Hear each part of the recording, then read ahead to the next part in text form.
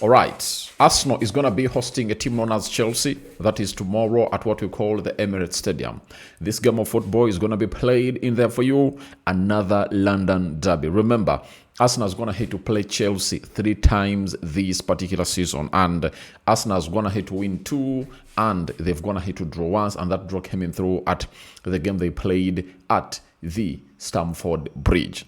Smash the like button, comment and share. For all you watching us for the very first time, endeavor to subscribe to this channel so as not to miss out on stories that we do upload in here on a daily. Hope you guys are really having fantastic fun wherever you are, and let's obviously see how things will obviously pan out into this particular encounter. Continue to subscribe. We want to hit 29,000 subscribers, and after that all will be well in the mix. Now, when you look at the side known as Arsenal, they are really topping the table.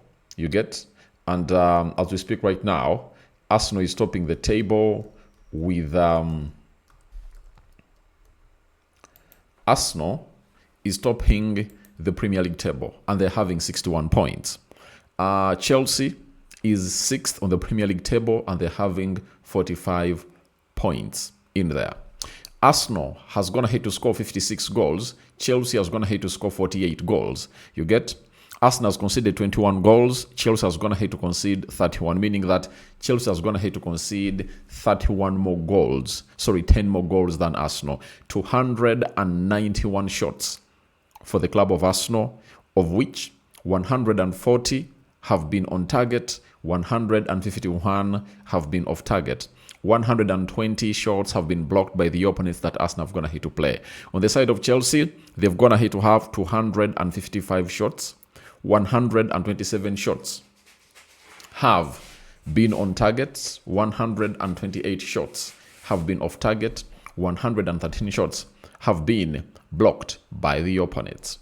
Arsenal has gone ahead to obviously average a passing accuracy of 84.57 per game, and Chelsea has averaged a passing accuracy of 86.88% per game. Arsenal has gained 9 points from losing position, and Chelsea has gone ahead to obviously gain 10. Arsenal has dropped 9 points from a winning position, and Chelsea have dropped 19.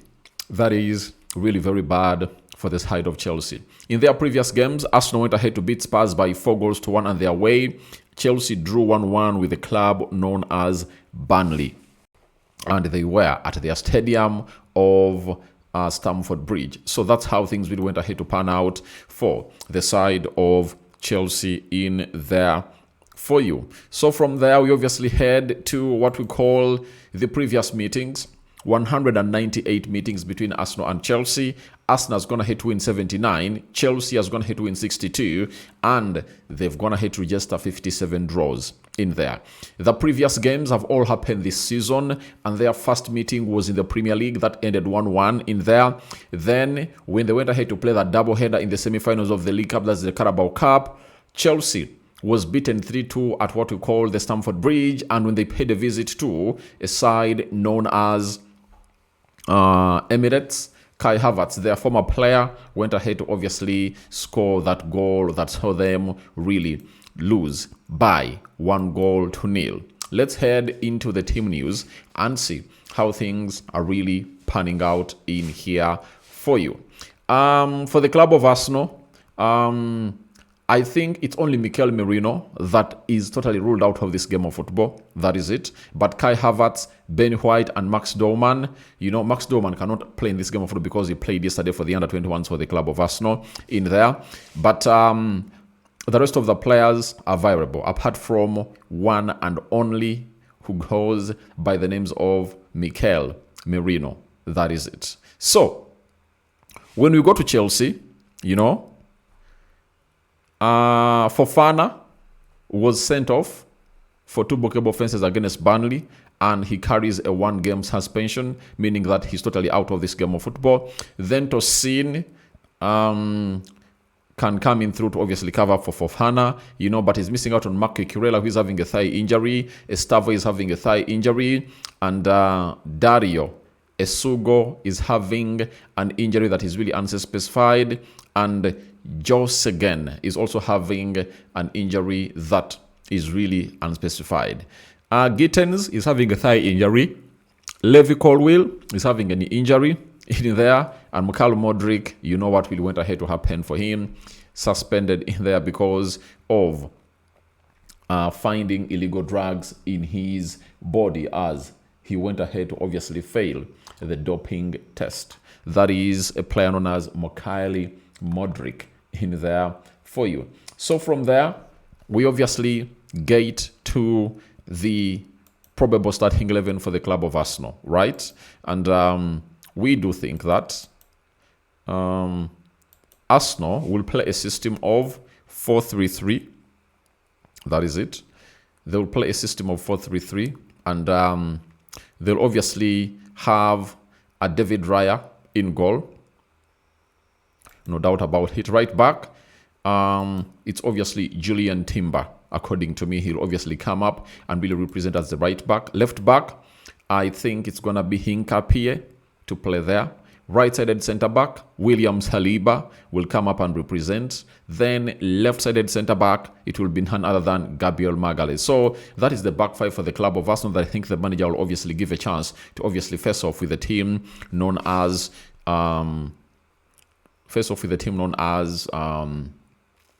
Chelsea. CDM is going to be Martin Zubimendi, according to me. Then when you look at the left on the left side of Zubimendi, I know it's going to be Declan Rice to do the needful. Now, the number 10 position here. Now, Eze scored a brace when they're playing against Spurs. Odegaard came off the bench and created a goal for Gyokeres, you know. So, what does that mean? It means that the manager is obviously going to be having selection headache. But one thing we've gone ahead to know about this manager, he has always wanted to have this selection headache, and is like, bring it on to my side. I'll obviously handle it. And this is the moment where every manager will obviously want to really be in. And in the number 10 position, obviously, it's really going to be a little bit tricky. You know, it's going to be a little bit tricky in there. And Odegaard or Ebelechi Eze. To my understanding, I know Odegaard is the first choice number 10 for the club of Arsenal. But this season, he has been having recurring injuries. And I think it has been a result of hurriedly getting him back on the field of play. Now, if he played some minutes off the bench against Tottenham Hotspur, I think I would do the same. You get? To see to it that we obviously keep him fit, because Arsenal really needs Odegaard, you know. And I understand that if that game is like a draw, you will need a player like Odegaard to come off the bench and really do the needful. Because for him, he can thrive in any situation apart from Ebelechi Eze. Ebelechi Eze will obviously operate best when the team is really opening up. So I think you rather start Ebelechi Eze according to what he has gone ahead to offer and how he looked in there to really start in this particular encounter for the club of Arsenal, to start at the number 10 when they are playing against a team known as Chelsea. So I would start Ebelechi Eze in this particular encounter. That is it. From there, I'll go to a guy to the right forward. Two players, Noni Madueke and a player known as Bukayo Saka. Right? Noni Madueke and Bukayo Saka. Right? Who gets into the starting 11? Obviously, it's Bukayo Saka, unnegotiable on that position in there for you. I think Saka starts, and maybe Noni Madueke comes on later. That is it. So from there, I obviously get to what we call the left forward. Gabriel Martinelli, Leandro Trossard.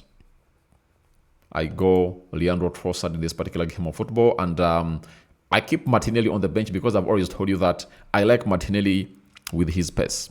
When Martinelli really comes up off the bench, I think that's when he has gone ahead to put out the best performances of his season at Arsenal, you know, especially the season of 2025-2026. The guy has come off the bench and put out wondrous and memorable performances on the pitch. Leading the line, I think it's no doubt, no brainer. However much you're having Kai Havertz back, you are having You are having Jesus and Gyokeres. It's written all over the world that it has to be the Swede assassin, that is Victor Gyokeres, scoring a brace against a team known as Tottenham Hotspur, and no forward has gone ahead to score more goals than him this year in the Premier League. See, so far has 8. You know, he has so far gone ahead to score 8 goals. Therefore, that is Victor Gyokeres for you. So that is my probable starting 11 for the club of Arsenal. Your thoughts on it? Any additions and subtractions are welcome in the comment section below. So we'll leave it at that. And that means Arsenal will be having a bench of Gabriel Jesus. You'll be having Gabriel Martinelli. You'll be having Norgard. You'll be having Ben White. You'll be having Carafiori. You'll be having Mosquera. You'll be having Lewis Kelly, Noni Madueke, Kai Havertz. So the manager might obviously have to trim off some players because you must be having a reserve goalkeeper in Kepa Zabalaga and some other, I think, 7 players. So he has to choose his bench well. So we wait and see how things will pan out at this particular encounter as a club of Arsenal hosts the side of Chelsea in another London derby. For Chelsea, obviously, 4-2-3-1 system. Though when he came in through, he played with a back 3 in the Carabao Cup, and I don't think that he'll obviously come up with the same approach. Sanchez in goal, James right back, Malo Gusto left back, Tosin and Chalobah in the central defense. Then Moise Caicedo and Enzo Fernandez in the double pivot. Carl Palmer playing the number 10 position. This is Neto, left forward. Pedro Neto playing as a left forward. And I think Alejandro Garnacho will come in through to obviously start, into that midfield. Sorry, onto the left side of the pitch. So that is my probable starting 11 for the side of Chelsea. But it's really going to be a highly heated up game. And I understand that Arsenal knows it very well. That they are 2 points behind Chelsea. Sorry, behind Man City. So City is obviously going to be playing today. You get? And if City comes up and beats Leeds... If City comes up and beats Leeds, obviously they'll go on top.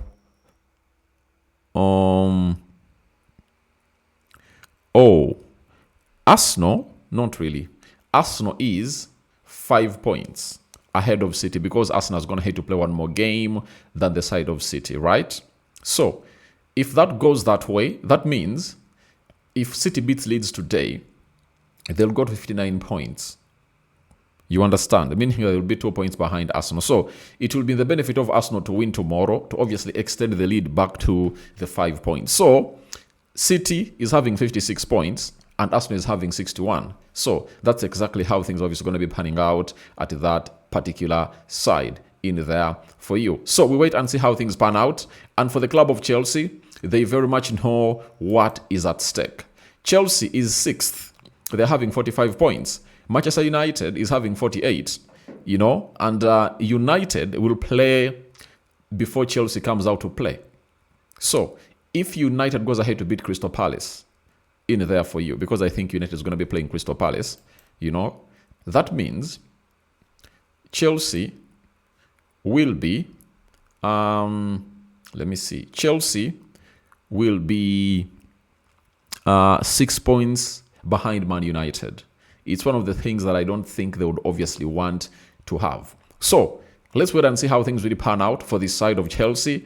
And the other clubs obviously going to be taking up. But it's going to be a highly heated up game. And it's going to be a must-watch game. And Man City are coming up to do the needful and see how everything will pan out. Now, let's go to the match facts. Arsenal have won their last 3 home league games against Chelsea, last winning more consecutively between 1990 and 1994. 5. So we wait and see what will happen tomorrow at the Stadium of the Emirates as Arsenal takes on a side called, that side is known as known as Chelsea. Big game, big encounter that is going to be happening at the Emirates in there for you. I'm still trying to really put up this browser right. A moment. Chelsea are winless in their last 8 Premier League games against Arsenal. 3 draws and 5 losses, their longest since a run of 19 between 1995 and 2005. So, Chelsea have taken really long without getting a win against Arsenal. The best they're going to have to do is to get, I think, 3 draws.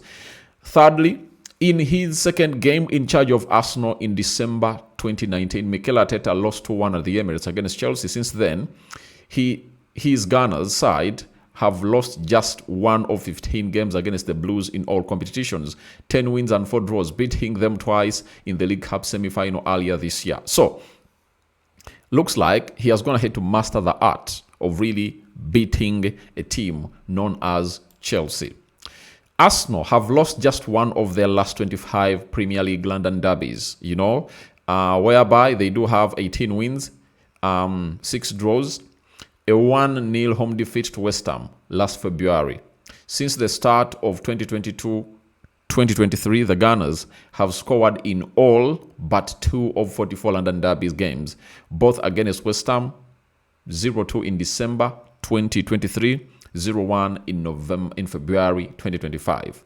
You've read that very well. Now, we head to the other one. Only West Ham 20 have dropped more points from winning positions in the Premier League in 2025-2026 than Chelsea 19, meaning that even when Chelsea takes a lead in that game of Arsenal fans should obviously know that these are the biggest bottlers when it comes to leading the game, and they've gone ahead to give away 19 points. The Blues have scored first in their last 2 before drawing with Leeds and Burnley. They last failed to win 3 in a row despite going 1 up in each back in May 2016. So this team really bottles these games in there for you. Chelsea have won each of their last 2 away Premier League matches under manager Liam Rosner so far. Liverpool's Ancelotti was the last manager to win his first 3 away Premier League games in charge overall, while the last Englishman was Tim Sherwood at Tottenham Hotspur. So, Chelsea have won each of their 2 away Premier League games under Liam Rosner. So, that gives them a very huge hope. Maybe when they come in through at the Emirates, they might obviously put out a very big fight in there. Only Tottenham Hotspur players 5 have made more errors leading to goals in the Premier League in 2026 than Arsenal 4, with the 44% of the goals the Gunners have conceded this year coming from an error from the player. So, talking of this year, Arsenal is going to concede 9 goals. 4 of those have been errors from players. You remember that one was Martin Zubimendi when they are playing against Man United. That of the equalizer coming in from Wolves, error from a player known as David Raya and Gabriel Magalhaes. So you know that very well. So Arsenal is also erratic in that era. So Chelsea might obviously capitalize onto that. Chelsea have lost 8 of their last 9 away Premier League matches against sides starting the day top of the table, winning the other 2-1 against Man City in May 2021. They've played 9 away top flight games against Arsenal when Gunners are top and won 1. 2 draws, 6 losses, and 2-0 win in March 1948. You've heard it very well. It's well stipulated in there for you. And only Tottenham Hotspur players 5 have made more errors leading to goals in the Premier League in 2026 than Arsenal's 4, with 44% of the goals the Gunners have conceded this year coming in from an error. You get? That's a repetition, I think. Chelsea have lost 8 of their last 9 away. Chelsea have lost 8. All right. That's a repetition again. I think I've gone ahead to go. Chelsea have received 6 Premier League red cards this season, more than any other club, and their joint most ever in a single season. They saw Moise Caicedo sent off against Arsenal earlier this season and have only received more red cards against Liverpool and the Gunners, 7. So, last season it was for Arsenal. Arsenal had to concede very many stupid red cards, if at all you remember. And I think those red cards costed them the trophy because at least in those games they would have gone ahead to collect close to 8 points that Liverpool, I think, went ahead to win the league with. So I think those red cards costed them, and Chelsea is a victim right now because Fofana Wesley, one of their best defenders, is out because of a red card. But against Arsenal, they've gone ahead to concede 7 red cards. So even this season, in the first leg, we saw to it that the club of Chelsea saw Moise Caicedo concede a red card. Lastly, Ebelechi Eze has scored each of his last 11 Premier League goals in London, with all 6 of his goals for Arsenal this season coming in London derbies. 1 versus Crystal Palace, 5 versus Spurs. The most ever a player in a season without scoring outside of London derbies. The last Gunners player with more derby goals in a season was Pierre-Emerick Aubameyang in 2018-2019. He had 7. Now, you see why I told you that I start Ebelechi Eze in this game of football. Not that he's better than Martin Odegaard, but I think he deserves to start. Look at this other record, He came in the game of Spurs when he scored a hat-trick against them at Emirates this season. And even while at Crystal Palace, he was really scoring very many goals against teams like this. So Ebelechi Eze comes in through, and I think he has gone ahead to score 5. And don't be shocked if at all he's going to be one of those on target tomorrow in there for you. So as it stands, I go in for my prediction. 2-1 win for the club of Arsenal. That's what I'm really calling in for. I think the Arsenal players know to it that every game they are playing is like a finale. And this was there in 2022-2023. Every game they played was like a finale, but they went ahead to obviously shrink, in the last 7 games. You understand? So I don't think that they'll obviously bottle up games and obviously shrink in this particular fixture, because what I was going to affect Arsenal is that they never had enough players. But I think they do have enough players to lift this trophy. Champions League, it's like they're into the semi-finals. You know who are in their way. I'm out. Bye-bye.